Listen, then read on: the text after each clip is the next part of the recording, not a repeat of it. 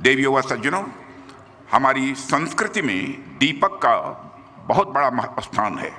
हमारे लिए दीपक सिर्फ अंधकार को नष्ट ही नहीं करता है, बल्कि वह हमें कई सारे दूसरे संदेश भी देता है। आज जब हम सब इस भव्य आयोजन के साक्षी बन रहे हैं, तो हमें इस तरह के आयोजनों के महत्व को भी समझने की आवश्यकता है।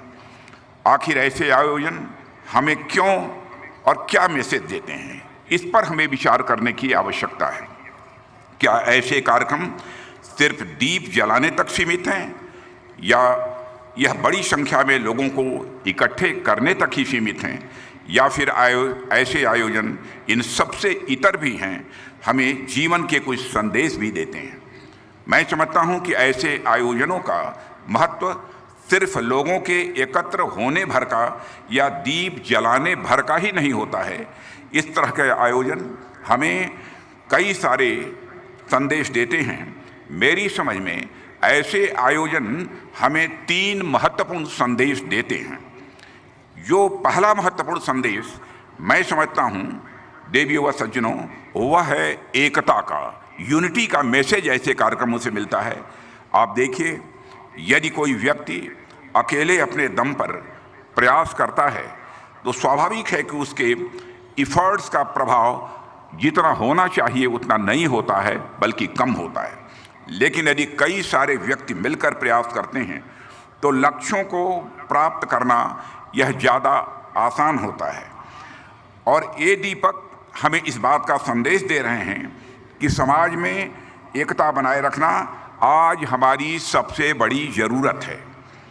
हमें एक रहना होगा। जब हम एक होकर काम करेंगे, तो हम इन दीपकों की तरह हमारा भी प्रकाश सारे विश्व में फैलेगा।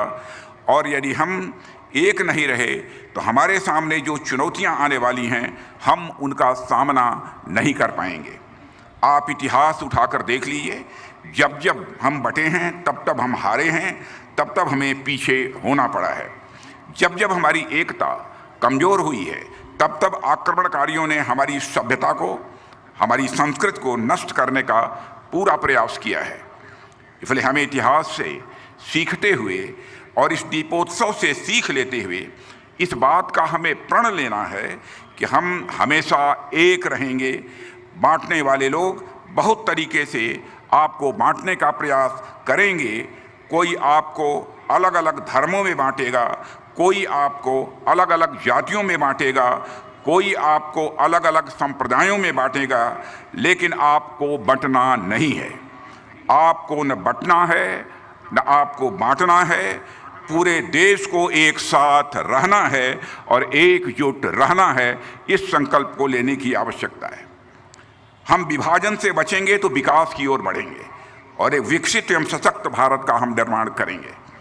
हमारे शास्त्रों में भी लिखा गया है, ऐक्यम बलम समाजस्य तद्भावे स दुर्बल, अर्थात एकता समाज का बल है।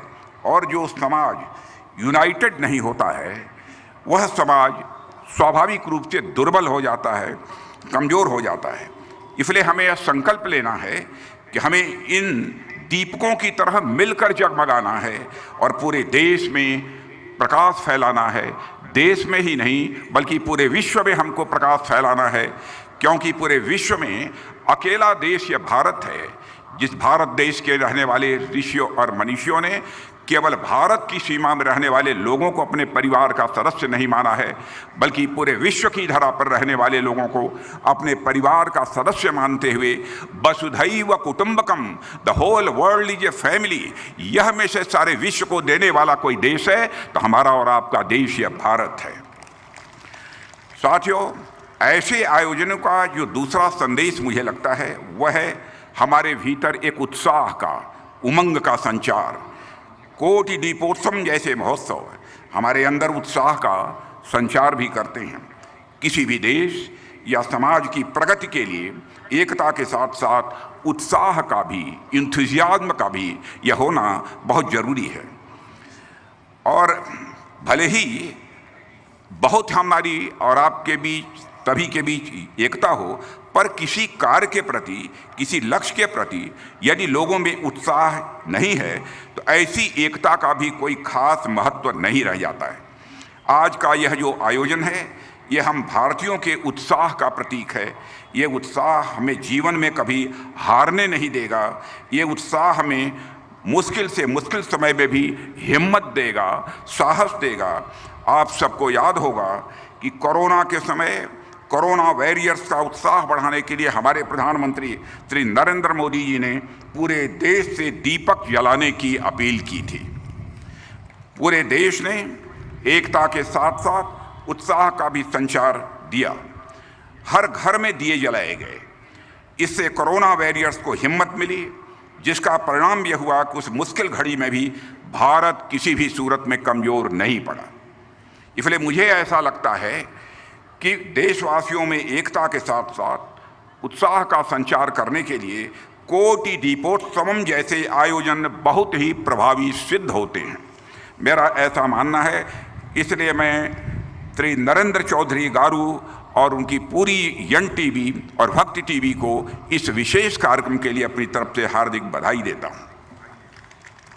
देवियों सज्जनों, पूरे देश ने एकता के साथ साथ उत्साह का भी परिचय दिया है। हर घर में दिए जलाए गए। इससे कोरोना वायरस को हिम्मत मिली, जिसका परिणाम यह हुआ उस मुश्किल घड़ी में भी भारत कमजोर नहीं पड़ा। इसलिए मुझे ऐसा लगता है कि देशवासियों में एकता के साथ साथ उत्साह का संचार करने के लिए कोटि दीपोत्सव जैसे आयोजन बहुत ही प्रभावी सिद्ध हुए हैं। इनके माध्यम से पूरा देश एक नई ऊर्जा के साथ, एक नए जज्बे के साथ अपने सपनों को पूरा करने के लिए या आगे बढ़ेगा, ऐसा मेरा पक्का विश्वास है।